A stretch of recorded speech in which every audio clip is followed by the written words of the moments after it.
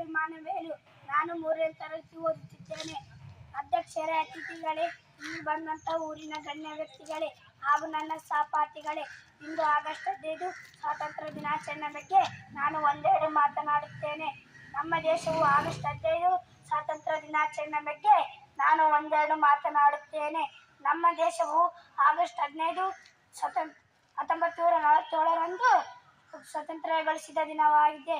ನಾವೆಲ್ಲರೂ ಸಂತೋಷದಿಂದ ಈ ರಾಷ್ಟ್ರೀಯ ಹಬ್ಬವನ್ನು ಆಚರಿಸುತ್ತೇವೆ.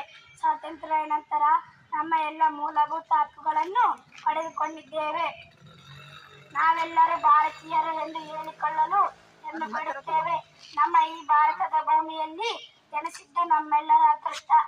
ಭಾರತವು ಸ್ವತಂತ್ರವಾಗಲು ಅನೇಕ ಹೋರಾಟಗಾರರು ತಮ್ಮ ಜೀವನವನ್ನು ಪಣಕ್ಕಿಟ್ಟು ಹೋರಾಡಿದರು. ಮೊದಲು ಬ್ರಿಟಿಷರ ವಿರುದ್ಧ ಧ್ವನಿ ಎತ್ತಿದ ಭಾರತೀಯ ಸೈನಿಕ